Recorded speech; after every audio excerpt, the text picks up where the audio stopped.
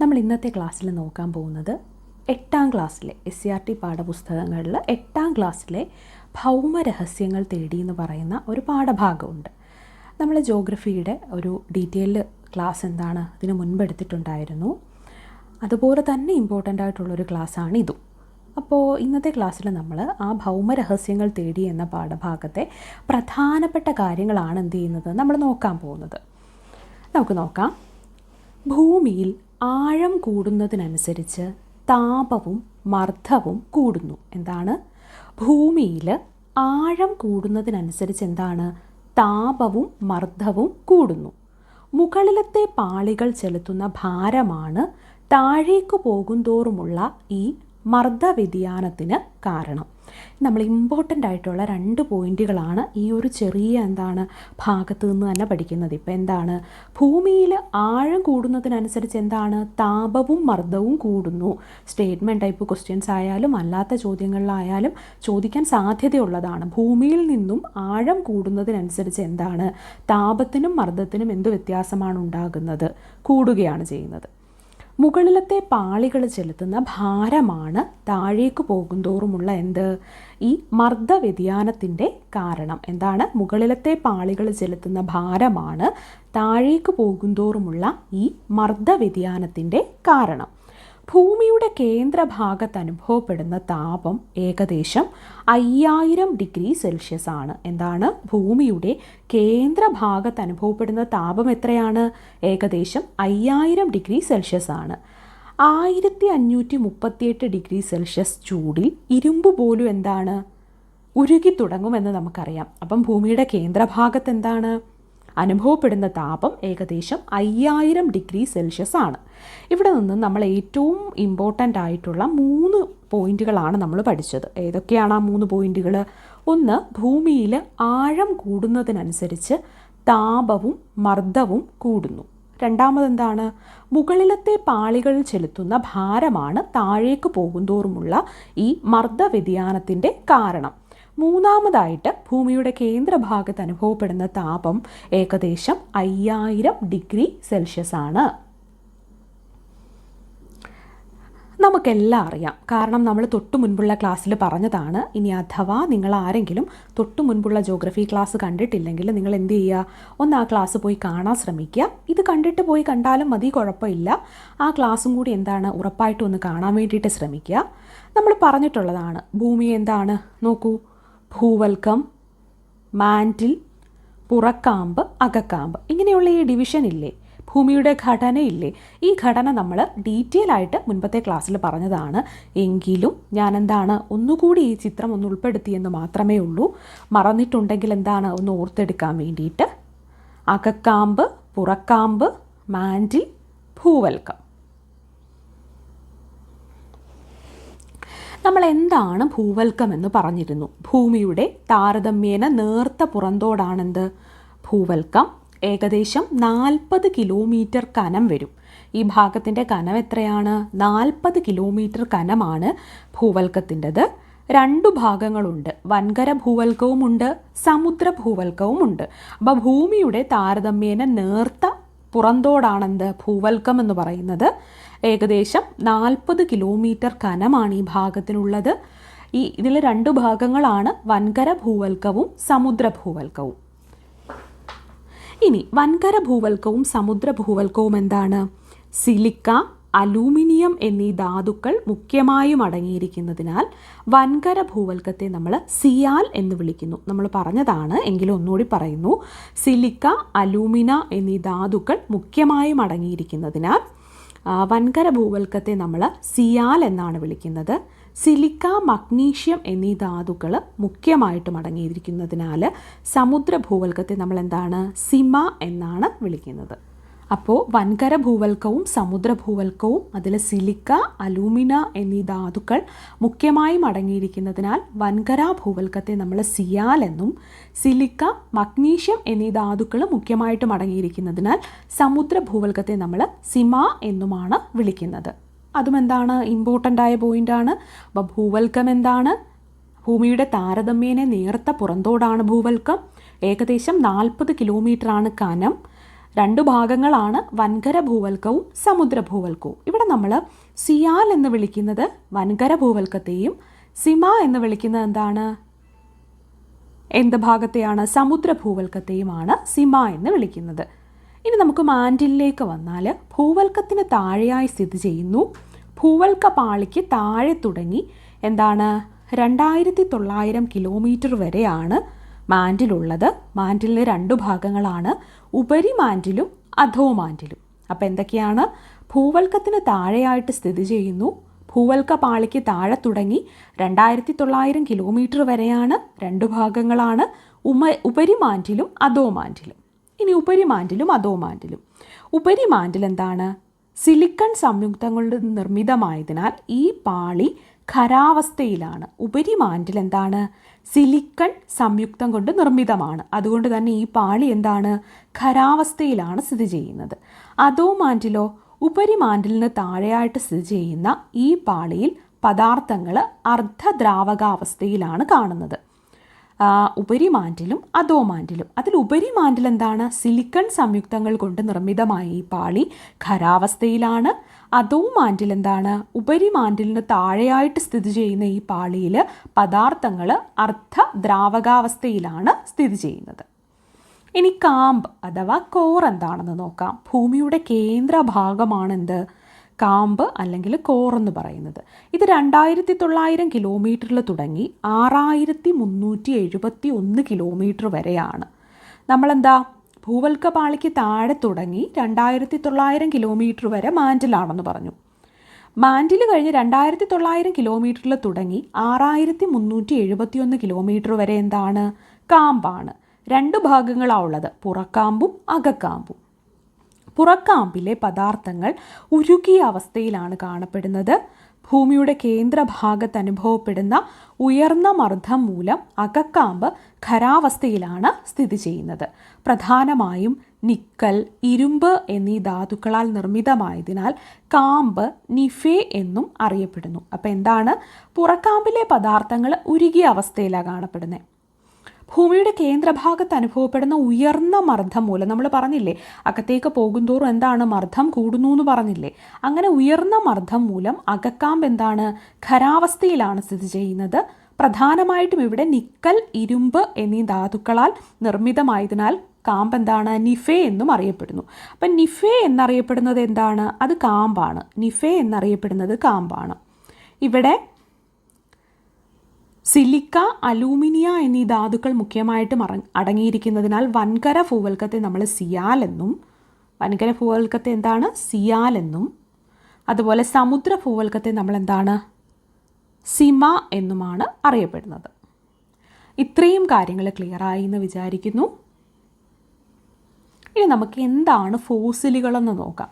എന്തുകൊണ്ടാണിത് പറയുന്നത്, ഇത് SCERTയുടെ ആ 8ാം ക്ലാസ് പാഠപുസ്തകത്തിലുള്ളതാണ്. ഫോസിലുകളെ പറ്റിയിട്ടൊരു ബോക്സിൽ പ്രാചീന കാലത്ത് ഭൂമുഖത്തുണ്ടായിരുന്ന ജീവജാലങ്ങളുടെ അവശിഷ്ടങ്ങൾ അവസാദ ശിലാപാളികൾക്കിടയിൽ കാണപ്പെടാറുണ്ട്. ഇവയാണ് ഫോസിലുകൾ എന്ന് വിളിക്കുന്നത്. എന്താണ്, പ്രാചീന കാലത്ത് ഭൂമിയിലുണ്ടായിരുന്ന ജീവജാലങ്ങളുടെ അവശിഷ്ടങ്ങൾ അവസാദ ശിലാപാളികൾക്കിടയിൽ കാണപ്പെടാറുണ്ട്. ഇവയാണ് നമ്മൾ ഫോസിലുകൾ എന്ന് വിളിക്കുന്നത്. ഭൂമിയുടെ പൂർവ്വകാലത്തെക്കുറിച്ച് മനസ്സിലാക്കുന്നതിനും ശിലകളുടെ പഴക്കം നിർണ്ണയിക്കുന്നതിനും നാം ഫോസിലുകളെ പ്രയോജനപ്പെടുത്താറുണ്ട്. കൽക്കരി, പെട്രോളിയം, പ്രകൃതിവാതകം തുടങ്ങിയ പ്രാചീനകാല ജീവജാലങ്ങളുടെ അവശിഷ്ടങ്ങളിൽ നിന്നും രൂപപ്പെട്ടിട്ടുള്ളവയാണ്. അതിനാൽ അവയെ ഫോസിൽ ഇന്ധനങ്ങൾ എന്നും വിളിക്കാറുണ്ട്. അപ്പം നമ്മൾ ഫോസിൽ എന്താണ്, ഫോസിൽ ഇന്ധനം എന്താണെന്ന് പറഞ്ഞു. എളുപ്പമുള്ളതാണ് അല്ലേ. പ്രാചീന കാലത്ത് ഭൂമുഖത്തുണ്ടായിരുന്ന ജീവജാലങ്ങളുടെ അവശിഷ്ടങ്ങളൊക്കെ അവസാദ ശിലകളുടെ പാളികൾക്കിടയിൽ കാണപ്പെടാറുണ്ട്. ഇതിനെയാണ് നമ്മൾ ഫോസിൽ എന്ന് വിളിക്കുന്നത്. അതുപോലെ തന്നെ എന്താണ്, ഈ ഫോസിലുകൾ ഉപയോഗിച്ച് നമുക്ക് എന്താണ്, ഭൂമിയുടെ പൂർവ്വകാലത്തെക്കുറിച്ച് മനസ്സിലാക്കാനും ശിലകളുടെ പഴക്കം നിർണ്ണയിക്കാനും ഒക്കെ എന്താണ്, ഈ ഫോസിലുകൾ പ്രയോജനപ്പെടുത്തുന്നുണ്ട്. കൽക്കരി, പെട്രോളിയം, പ്രകൃതിവാതകം തുടങ്ങിയ പ്രാചീനകാല ജീവജാലങ്ങളുടെ അവശിഷ്ടങ്ങളിൽ നിന്ന് രൂപപ്പെട്ടിട്ടുള്ളവയാണ്. അതിനാൽ ഇവയെ നമ്മൾ എന്താണ്, ഫോസിൽ ഇന്ധനങ്ങളെന്നും വിളിക്കാറുണ്ട്. ഇനി ശിലാമണ്ഡലവും അസ്തനോസ്ഫിയറും. ഭൂവൽക്കത്തെയും മാന്റിലിൻ്റെ ഉപരിഭാഗത്തെയും ചേർത്ത് ശിലാമണ്ഡലം എന്ന് വിളിക്കുന്നു. എന്താണ്? ഭൂവൽക്കത്തെയും മാന്റിലിൻ്റെ ഉപരിഭാഗത്തെയും ചേർത്ത് എന്താണ്? ശിലാമണ്ഡലം എന്ന് വിളിക്കുന്നു. ശിലാമണ്ഡലം അഥവാ എന്താണ്? ലിത്തോസ്ഫിയർ എന്ന് വിളിക്കുന്നു. ശിലാമണ്ഡലത്തിന് താഴെയായിട്ട് ശിലാപദാർത്ഥങ്ങൾ ഉരുകി അർദ്ധദ്രാവകാവസ്ഥയിൽ കാണപ്പെടുന്ന ഭാഗമാണേത്? അസ്തനോസ്ഫിയർ. എന്താണ്? ശിലാമണ്ഡലത്തിന് താഴെയായിട്ട് ശിലാപദാർത്ഥങ്ങൾ ഉരുകി അർദ്ധദ്രാവകാവസ്ഥയിൽ കാണപ്പെടുന്ന ഭാഗമാണേത്? അസ്തനോസ്ഫിയർ. അഗ്നിപർവ്വതങ്ങളിലൂടെ പുറത്തെത്തുന്ന ശിലാദ്രവത്തിൻ്റെ സ്രോതസ്സാണെന്ത്? അസ്തനോസ്ഫിയർ. ശിലാദ്രവത്തിൻ്റെ പേരാണ് ലാവ എന്നുള്ളത്. അപ്പം ഭൂവൽക്കത്തിൻ്റെയും മാന്റിലിൻ്റെയും ഭാഗത്തെ എന്താണ്? ഭൂവൽക്കത്തെയും മാന്റിലിൻ്റെ ഉപരിഭാഗത്തെയും ചേർത്ത് ശിലാമണ്ഡലം എന്ന് വിളിക്കുന്നു. ശിലാമണ്ഡലത്തിന് താഴെയായിട്ട് ശിലാപദാർത്ഥങ്ങൾ ഉരുകി അർദ്ധദ്രാവകാവസ്ഥയിൽ കാണപ്പെടുന്ന ഭാഗമാണ് അസ്തനോസ്ഫിയർ. പിന്നെ അഗ്നിപർവ്വതങ്ങളിലൂടെ പുറത്തെത്തുന്ന ശിലാദ്രവം അഥവാ ലാവയുടെ സ്രോതസ്സാണ് ഇത്? അസ്തനോസ്ഫിയർ എന്ന് പറയുന്നത്. ഇനി ശിലകൾ എന്താണെന്ന് നോക്കാം. ശിലകൾ കൊണ്ട് നിർമ്മിക്കപ്പെടുന്നതിനാലാണ് ശിലാമണ്ഡലത്തിന് ആ പേര് ലഭിച്ചത്. എന്താണ്? ശിലകൾ കൊണ്ട് നിർമ്മിക്കപ്പെടുന്നതിനാലാണ് ശിലാമണ്ഡലത്തിന് ആ പേര് ലഭിച്ചത്. ശിലകളിലെ വൈവിധ്യങ്ങൾ നമുക്കറിയാം. നമ്മളൊന്ന് ചുറ്റും നോക്കിക്കഴിഞ്ഞാൽ പലതരത്തിലുള്ള ശിലകൾ നമുക്ക് കാണാൻ കഴിയും അല്ലേ? നിറത്തിലും കാഠിന്യത്തിലും ഒക്കെയുള്ള വ്യത്യാസങ്ങൾ അനുസരിച്ച് നമുക്ക് പലതരത്തിലുള്ള ശിലകൾ കാണാൻ പറ്റും. ശിലകളിലെ ഈ വൈവിധ്യത്തിന് കാരണം അവയിൽ അടങ്ങിയിട്ടുള്ള ഘടകങ്ങളാണ്. ശിലകൾ നിർമ്മിച്ചിരിക്കുന്ന ഈ ഘടകങ്ങളാണെന്ത്? ധാതുക്കൾ എന്ന് പറയുന്നത്. അപ്പോൾ എന്താണ്? ശിലകൾ കൊണ്ട് നിർമ്മിക്കപ്പെട്ടിരിക്കുന്നതിനാലാണ് ശിലാമണ്ഡലത്തിന് ആ പേര് ലഭിച്ചത്.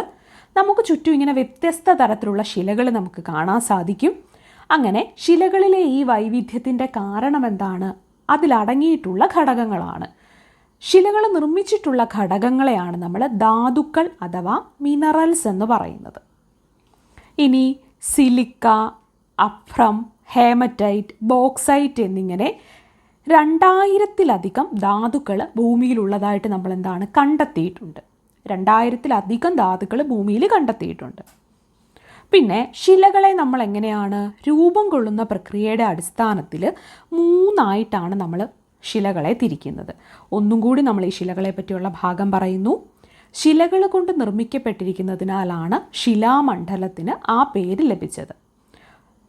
ചുറ്റുപാട് നമ്മൾ നോക്കുമ്പോൾ പലതരത്തിലുള്ള ശിലകൾ നമുക്ക് കാണാൻ കഴിയും. ഇങ്ങനെ ശിലകളിലെ വൈവിധ്യത്തിൻ്റെ കാരണം അതിലടങ്ങിയിട്ടുള്ള ഘടകങ്ങളാണ്.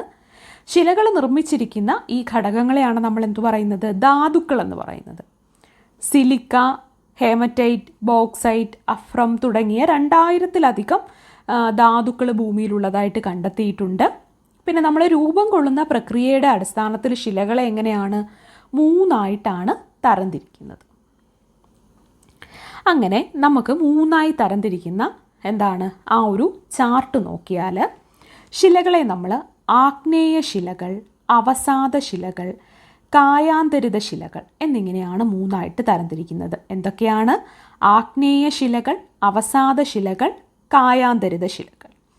ഓരോന്നും എന്താണെന്ന് നമുക്ക് ഡീറ്റെയിൽ ആയിട്ട് നോക്കാം. ആദ്യം ആഗ്നേയ ശിലകൾ. ഭൂവൽക്കത്തിലെ വിടവുകളിലൂടെ ഉയരുന്ന ഉരുകിയ ശിലാദ്രവം ഭൗമോപരിതലത്തിൽ വെച്ചോ ഭൂവൽക്കത്തിനുള്ളിൽ വെച്ചോ തണുത്തുറഞ്ഞ് രൂപപ്പെടുന്ന ശിലകളാണ് ആഗ്നേയ ശിലകൾ. എന്താണ്? ഭൂവൽക്കത്തിലെ വിടവുകളിലൂടെ ഉയരുന്ന ഉരുകിയ ശിലാദ്രവം, അതായത് ലാവ. ശിലാദ്രവം എന്താണ്? ലാവ എന്ന് നമ്മൾ മുൻപ് പറഞ്ഞു. അതെന്താണ്? ഭൗമ ഉപരിതലത്തിൽ വെച്ചോ അല്ലെങ്കിൽ എന്താണ് ഭൂവൽക്കത്തിൻ്റെ ഉള്ളിൽ വെച്ചോ തണുത്തുറഞ്ഞ് രൂപപ്പെടുന്ന ശിലകളാണ് ആഗ്നേയ ശിലകൾ. ഗ്രാനൈറ്റും ബസാൾട്ടും എന്താണ്? ആഗ്നേയ ശിലകൾക്ക് ഉദാഹരണമാണ്. ഞാൻ ഒരു പ്രാവശ്യം കൂടി പറയുകയാണ്, ശ്രദ്ധിച്ച് കേൾക്കുക. ഭൂവൽക്കത്തിലെ വിടവുകളിലൂടെ ഉയരുന്ന ഉരുകിയ ശിലാദ്രവം അത് ഭൗമോപരിതലത്തിൽ വെച്ചോ അല്ലെങ്കിൽ ഭൂവൽക്കത്തിനുള്ളിൽ വെച്ചോ തണുത്തുറഞ്ഞ് രൂപപ്പെടുന്ന ശിലകളാണ് ഇത് ആഗ്നേയ ശിലകൾ എന്ന് പറയുന്നത്. അടുത്തതാണ് അവസാദ ശിലകൾ. കാലാന്തരത്തിൽ ശിലകൾ ക്ഷയിച്ച് പൊടിയുന്നു. ഈ അവസാദങ്ങൾ താഴ്ന്ന പ്രദേശങ്ങളിൽ പാളികളായി നിക്ഷേപിക്കപ്പെടുകയും പിന്നീട് അവ ഉറച്ച് വിവിധ തരം അവസാദ ശിലകളായിട്ട് മാറുകയും ചെയ്യുന്നു. എന്താണ്? നമുക്കറിയാം കാലാന്തരത്തിൽ എന്ന് വെച്ചാൽ ഒരുപാട് കാലപ്പഴക്കമൊക്കെ എത്തുമ്പോൾ, അങ്ങനെ കാലങ്ങൾ കഴിയുമ്പോൾ ശിലകൾ ക്ഷയിച്ചെന്ത് ചെയ്യും? പൊടിയും. ഈ പൊടിയുന്ന ഈ അവസാദങ്ങൾ എന്താണ്? താഴ്ന്ന പ്രദേശങ്ങളിൽ പാളികളായിട്ട് നിക്ഷേപിക്കപ്പെടും. ഇങ്ങനെ ക്ഷയിച്ച് പൊടിയുന്നു, അത് പാളികളായിട്ട് നിക്ഷേപിക്കപ്പെടുന്നു, വീണ്ടും പാളികളായിട്ട് നിക്ഷേപിക്കപ്പെടുന്നു. അങ്ങനെ അവ ഉറച്ചെന്താണ്? വിവിധ തരം അവസാദ ശിലകളായിട്ട് എന്ത് ചെയ്യുന്നു? മാറ്റപ്പെടുന്നു. ഉദാഹരണം പറയുമ്പോൾ നിങ്ങൾക്ക് മനസ്സിലാവും. മണൽക്കല്ല്, ചുണ്ണാമ്പ് കല്ല് ഒക്കെ എന്താണ്? അവസാദ ശിലകളാണ്. ഇനി കായാന്തരിത ശിലകൾ.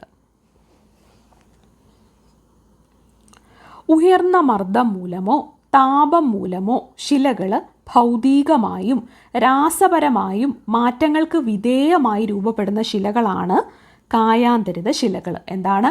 ഉയർന്ന മർദ്ദം കൊണ്ടോ താപം മൂലമോ ശിലകൾക്ക് ഭൗതികമായിട്ടും എന്ന് വെച്ചാൽ അതിൻ്റെ രൂപത്തിലും അതുപോലെ രാസപരമായിട്ടും ഒക്കെ അതിൻ്റെ സ്വഭാവത്തിലുമൊക്കെ മാറ്റങ്ങൾ സംഭവിച്ച് അങ്ങനെ മാറ്റങ്ങൾക്ക് വിധേയമായിട്ട് രൂപം കൊള്ളുന്ന ശിലകളാണേത്? കായാന്തരിത ശിലകൾ. അതിനുദാഹരണമാണ് മാർബിള്, സ്ലേറ്റ്. ഇതൊക്കെ എന്താണ്? കായാന്തരിത ശിലകളാണ്. ഇനി ഒന്ന് ശ്രദ്ധിച്ചേ. മറ്റെല്ലാ ശിലകളും ആഗ്നേയ ശിലകൾക്ക് രൂപമാറ്റം സംഭവിച്ച് രൂപം കൊള്ളുന്നതിനാൽ ആഗ്നേയ ശിലകൾ പ്രാഥമിക ശിലകൾ എന്നറിയപ്പെടുന്നു. ഇവിടെ നമ്മൾ നോക്കിയപ്പോൾ ആഗ്നേയ ശിലകൾ മാത്രമാണ് എന്താണ്? ഭൂവൽക്കത്തിലെ വിടവുകളിലൂടെ ഉയരുന്ന ശിലാദ്രവത്തിന് ഭൗമോപരിതലത്തിലോ അല്ലെങ്കിൽ ഭൂവൽക്കത്തിൽ വെച്ചോ തണുത്തുറഞ്ഞ് രൂപപ്പെടുന്നു എന്ന് നമ്മൾ പറഞ്ഞു. അവസാദ ശിലയായിക്കോട്ടെ കായാന്തരിത ശിലയായിക്കോട്ടെ എന്താണ്? അവ നിലനിൽക്കുന്ന ശിലയിൽ രൂപമാറ്റം സംഭവിച്ചതും അല്ലെങ്കിൽ എന്താണ് രാസമാറ്റം ഉണ്ടായതും അങ്ങനെ പ്രക്രിയകളുടെ ഫലമായിട്ടുണ്ടായതും എന്നൊക്കെയാണ് നമ്മൾ പറഞ്ഞത്. ഇവിടെ ആഗ്നേയ ശിലകൾ മാത്രമാണ് നമ്മൾ എന്താണ് രൂപപ്പെട്ട് വന്നത്. അപ്പോൾ എന്താണ്? മറ്റെല്ലാ ശിലകളും ഈ ആഗ്നേയ ശിലകൾക്ക് രൂപമാറ്റം സംഭവിച്ച് രൂപം കൊള്ളുന്നത് കൊണ്ട് ആഗ്നേയ ശിലകളെ നമ്മൾ പ്രാഥമിക ശിലകൾ എന്നാണ് പറയുന്നത്. അവസാദ ശിലകളുടെ കാര്യം നമ്മൾ പറഞ്ഞില്ലേ, പാളിയായിട്ട് രൂപപ്പെടുകയാണെന്ന്. അങ്ങനെ പാളിയായിട്ട് രൂപപ്പെടുന്നത് കൊണ്ട് അവസാദ ശിലകളെ നമ്മൾ അടുക്കുശിലകളെന്നും പറയുന്നുണ്ട്. ഒന്ന് ആലോചിച്ച് നോക്കിക്കേ, നമ്മൾ അടുക്കി വെച്ചിരിക്കുകയാണെന്ന് പറയില്ലേ. ഇപ്പം നമ്മളെന്താ എന്തെങ്കിലും ഒരു സാധനം ഇപ്പം നോട്ട് ഇങ്ങനെ അടുക്കി വെച്ചിരിക്കുന്നു, അല്ലെങ്കിൽ വെറ്റ് ഇങ്ങനെ അടുക്കി വെച്ചിരിക്കുന്നു എന്ന് പറഞ്ഞില്ലേ. നമ്മൾ ഓരോ പാളിയായിട്ട് ഒന്നിനു മുകളിൽ ഒന്നായിട്ട് ഇങ്ങനെ അടുക്കി വെച്ചിരിക്കുകയാണെന്ന് പറയത്തില്ലേ. അതുപോലെ പാളിയായിട്ട് രൂപപ്പെടുന്നത് കൊണ്ട് എന്താണ്? പാളികളായിട്ട് രൂപപ്പെടുന്നത് കൊണ്ട് അവസാദ ശിലകളെ നമ്മൾ അടുക്കുശിലകളെന്നും പറയുന്നുണ്ട്. എങ്ങനെയാണ്? അടുക്കുശിലകളെന്നും പറയുന്നുണ്ട്. കായാന്തരിത ശിലകളാണ് കേരളത്തിൽ ഏറ്റവും കൂടുതൽ കാണപ്പെടുന്നത്. അപ്പോൾ എന്താണ് കായാന്തരിത ശില? ഉയർന്ന മർദ്ദം മൂലമോ താപം മൂലമോ ശിലകൾക്ക് ഭൗതികമായിട്ടും രാസപരമായിട്ടുമൊക്കെ മാറ്റങ്ങളുണ്ടായി ആ മാറ്റത്തിൻ്റെ വിധേയമായിട്ട് രൂപപ്പെടുന്നതാണ് കായാന്തരിത ശില. മാർബിളും സ്ലേറ്റും ഒക്കെ കായാന്തരിത ശിലകളാണ്. അങ്ങനെയുള്ള കായാന്തരിത ശിലകൾ കേരളത്തിൽ ഏറ്റവും കൂടുതൽ കാണുന്നത് കായാന്തരിത ശിലകളാണ്. ഞാൻ ഒന്നുകൂടി പറയുകയാണ്. നമ്മൾ 3 ശിലകളാണ് അത് പഠിച്ചത്. ആഗ്നേയശില, അവസാദശില, കായാന്തരിത ശില. ഇനി ശിലകൾ ഒന്നിൽ നിന്നും മറ്റൊന്നിലേക്ക് ഉള്ള ഒരു ശിലാചക്രം അഥവാ റോക്ക് സൈക്കിൾ എന്ന് പറയും. അതാണ് നമ്മൾ ഈ ചിത്രത്തിൽ ഉൾപ്പെടുത്തിയിട്ടുള്ളത്. ശിലകൾ ഒന്നിൽ നിന്നും മറ്റൊന്നിലേക്ക് മാറ്റപ്പെടുന്നത്. ഈ ഒരു ചിത്രത്തിൽ നമ്മൾക്ക് കാണാം എന്താണ്? ആഗ്നേയശിലയാണിത്. ഈ ആഗ്നേയശില പൊടിഞ്ഞ് എന്താണ്? ഇത് അടുക്കുകളായിട്ട് മാറി അതൊരു അവസാദ ശിലയാകുന്നു. അടുക്കുകളായിട്ട് വച്ചിരിക്കുന്നുണ്ടോ? അങ്ങനെ അത് അവസാദ ശിലയാകുന്നു. ഉയർന്ന മർദ്ദം ലഭിച്ച് അതെന്താണ്? കായാന്തരിത ശിലയായിട്ട് മാറുന്നു. പിന്നീട് അത് ഉരുകി ശിലാദ്രവമായിട്ട് മാറുന്നു. ഈ ഒരു സൈക്കിൾ കണ്ടില്ലേ? ഇത് പലതരത്തിലുണ്ട്. അവസാദ ശില ഉരുകുന്നു. അപ്പം നമ്മൾ എന്താണ്? ശിലകൾ ഒന്നിൽ നിന്നും ഈ ആഗ്നേയ ശിലയിൽ നിന്നും അത് അവസാദ ശിലയാകുന്നു. അതുപോലെ കായാന്തരിത ശിലയാകുന്നു. ഇവിടെ നോക്കൂ, ആഗ്നേയ ശില ഉയർന്ന മർദ്ദവും താപവും ലഭിച്ചെന്താണ്? അതൊരു കായാന്തരിത ശിലയായിട്ട് മാറുന്നു. ഇങ്ങനെ ഇതൊരു ശിലാചക്രമാണ്, റോക്ക് സൈക്കിളാണ്. അതൊന്നെന്താ മനസ്സിലാക്കി വെക്കുക അതെന്താണെന്നുള്ളത്. ഇനി എന്താണ് അപക്ഷയം എന്നുള്ളത് നമുക്ക് നോക്കാം. എന്താണ് അപക്ഷയം? നമ്മൾ ശിലകളെ പറ്റി പറഞ്ഞു. ഈ ശിലകൾക്കൊക്കെ എന്താണ്? കാലാകാലങ്ങളായിട്ട് പലവിധ മാറ്റങ്ങൾക്ക് വിധേയമായിക്കൊണ്ടിരിക്കുന്നുണ്ട്. ഇത്തരത്തിൽ ചിലപ്പോൾ എന്താണ്? ശിലകൾ പൊട്ടിപ്പൊളിയാം, അല്ലെങ്കിൽ വിഘടിക്കാം. ഇങ്ങനെയുള്ള പ്രക്രിയയാണ് അപക്ഷയം എന്ന് വിളിക്കുന്നത്. എന്താണ്? ശിലകൾ കാലാന്തരത്തിൽ പൊട്ടിപ്പൊളിയുകയോ വിഘടിക്കുകയോ ചെയ്യുന്ന പ്രക്രിയയാണ് അപക്ഷയം. അപക്ഷയം മൂലം ശിലകൾക്ക് രാസപരമായും ഭൗതികമായും മാറ്റങ്ങൾ ഉണ്ടാകുന്നു. അപക്ഷയത്തിൻ്റെ ഫലമായിട്ട് എങ്ങനെയാണ് ശിലകൾക്ക് രാസപരമായിട്ടും ഭൗതികമായിട്ടും എന്താണ് മാറ്റങ്ങൾ ഉണ്ടാകുന്നു? അത് സൂചിപ്പിക്കുന്ന ഒരു ഫ്ലോ ചാർട്ടാണിത്. അപക്ഷയം ഭൗതികമാണ്, രാസിക അപക്ഷയമാണ്, അതുപോലെ ജൈവിക അപക്ഷയവുമാകാം. അപ്പം ആദ്യം ഭൗതിക അപക്ഷയം എന്താണ് എന്ന് ചോദിച്ചാൽ, ഇവിടെ ഞാനിപ്പം പല ചിത്രങ്ങൾ ഉൾപ്പെടുത്തുന്നുണ്ടെങ്കിലും ഈ ചിത്രത്തിൽ പറയുന്ന അത്രയും കാര്യങ്ങൾ ഞാൻ എല്ലാ കാര്യങ്ങളും ഞാൻ പറയുന്നുണ്ട്. ചിത്രത്തിലുള്ള കാര്യങ്ങൾ പറയാതിരിക്കുന്നില്ല. അതുകൊണ്ട് തന്നെ ഇത് കേൾക്കുക മാത്രം ചെയ്യുന്നവർക്കും പോയിന്റുകളൊന്നും മിസ്സാവില്ല. അതുകൊണ്ട് ചിത്രത്തിലുള്ള എല്ലാ കാര്യങ്ങളും എടുത്തു പറയുന്നുണ്ട്.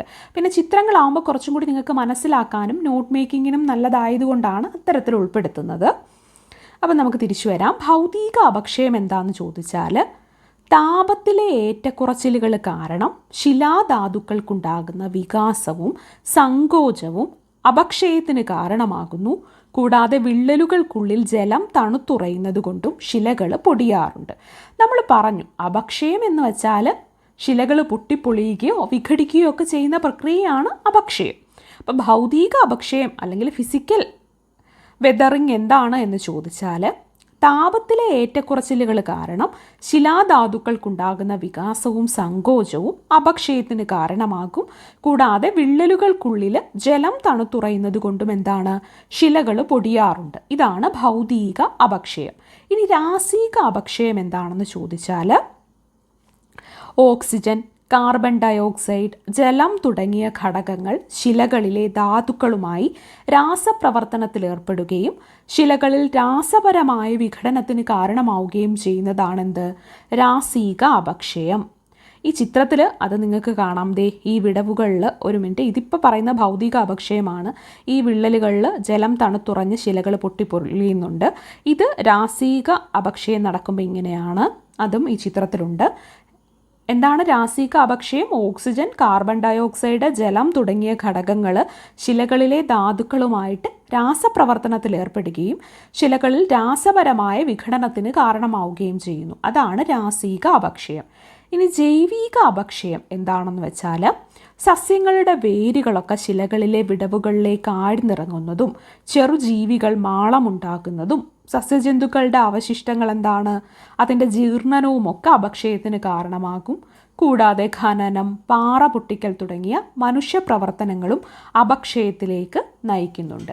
ജൈവിക അപക്ഷയം, അതിന് നിങ്ങൾക്ക് നന്നായൊരു ഉദാഹരണം വേണമെങ്കിൽ നമ്മൾ ഏറ്റവും ചില മരങ്ങൾ, ആ മരങ്ങളുടെ അടുത്തൊക്കെയുള്ള പാറകളിലേക്കൊക്കെ അതിൻ്റെ വേരുകളൊക്കെ ആഴ്ന്നിറങ്ങാറുണ്ട്. കുറേ നാൾ കഴിയുമ്പോൾ ആ വേരുകളിങ്ങനെ പടർന്ന് പന്തലിച്ച് വന്നതിന് ശേഷം ആ ശിലകൾ പൊട്ടിപ്പോവാറുണ്ട്. അപ്പം ജൈവിക അപക്ഷയം എന്ന് വെച്ചാൽ സസ്യങ്ങളുടെ വേരുകൾ ശിലകളിലെ വിടവുകളിലേക്ക് ആഴ്ന്നിറങ്ങുന്നതും ചെറുജീവികൾ മാളമുണ്ടാക്കുന്നതും സസ്യജന്തുക്കളുടെ അവശിഷ്ടങ്ങളുടെ ജീർണനവും ഒക്കെ ജൈവിക അപക്ഷയത്തിൽ പെടും. ഇനി മണ്ണിനെക്കുറിച്ച് പഠിക്കുന്ന ശാസ്ത്രശാഖയാണ് പെഡോളജി. എന്താണ് പെഡോളജി? മണ്ണിനെക്കുറിച്ച് പഠിക്കുന്ന ശാസ്ത്രശാഖയാണ് പെഡോളജി. ഈ ശാസ്ത്രശാഖയുമായിട്ട് ബന്ധപ്പെട്ട ശാസ്ത്രജ്ഞനെ നമ്മൾ പെഡോളജിസ്റ്റ് എന്നാണ് പറയുന്നത്. മണ്ണിനെക്കുറിച്ച് പഠിക്കുന്ന ശാസ്ത്രശാഖയാണ് പെഡോളജി. പെഡോളജിയിലെ ശാസ്ത്രശാഖയുമായിട്ട് ബന്ധപ്പെട്ട ശാസ്ത്രജ്ഞനെ നമ്മൾ പെഡോളജിസ്റ്റ് എന്നാണ് പറയുന്നത്. പെഡോളജി എന്താണെന്നും പെഡോളജിസ്റ്റ് ആരാണെന്നും മനസ്സിലായി എന്ന് കരുതുന്നു. അതും വലിയ അങ്ങനെ ഇമ്പോർട്ടൻ്റ് ചോദിച്ചാൽ അല്ല, എന്നാൽ ഏത് ചെറിയ ചോദ്യവും നമുക്കൊരു മാർക്ക് നൽകാവുന്നതും ഒരു മാർക്ക് നഷ്ടപ്പെടുത്താൻ കാരണമാകുന്നതുമാണ്. അതുകൊണ്ട് ഇതെല്ലാം നമുക്ക് ഇമ്പോർട്ടൻ്റ് ആണ്. ഇനി നമുക്ക് മണ്ണിൻ്റെ കുറച്ച് ചെറിയ കാര്യങ്ങൾ. ഈ അപക്ഷയ പ്രക്രിയയിലൂടെ ശിലകളൊക്കെ പൊടിഞ്ഞും ജൈവാവശിഷ്ടങ്ങൾ ജീർണിച്ച് ചേർന്നും അതിദീർഘകാലത്തെ പ്രക്രിയകൾ വഴിയാണ് മണ്ണ് രൂപം കൊള്ളുന്നത് എന്ന് നമുക്കറിയാം. 1 ഇഞ്ച് കനമുള്ള മണ്ണ് രൂപപ്പെടാൻ 1000-ലധികം വർഷം വേണ്ടി വരുമെന്നാണ് പറയുന്നത്. മണ്ണ് രൂപീകരണത്തിന് സ്വാധീനിക്കുന്ന ചില ഘടകങ്ങളാണിത്. ഭൂപ്രകൃതി, കാലാവസ്ഥ, സസ്യങ്ങളും ജന്തുക്കളും, സമയം, മാതൃശില, ഇതൊക്കെ എന്താണ്? മണ്ണ് രൂപീകരണത്തിലേക്ക് നയിക്കുന്ന ഘടകങ്ങളാണ്. അപക്ഷയ പ്രക്രിയയിലൂടെ ശിലകൾ പൊടിഞ്ഞും ജൈവാവശിഷ്ടങ്ങൾ ജീർണിച്ച് ചേർന്നും അതിദീർഘകാലത്തെ പ്രക്രിയ വഴിയാണ് മണ്ണ് രൂപപ്പെടുന്നത്. 1 ഇഞ്ച് കനത്തിലുള്ള മണ്ണ് രൂപപ്പെടാനും 1000-ലധികം വർഷങ്ങൾ വേണ്ടി വരുമെന്നും മനസ്സിലാക്കുക. ഇങ്ങനെ മണ്ണ് രൂപീകരണത്തിന് സ്വാധീനിക്കുന്ന ഘടകങ്ങളാണ് കാലാവസ്ഥ, ഭൂപ്രകൃതി, മാതൃശില, സമയം, സസ്യങ്ങളും ജന്തുക്കളും, ഇവയെല്ലാം.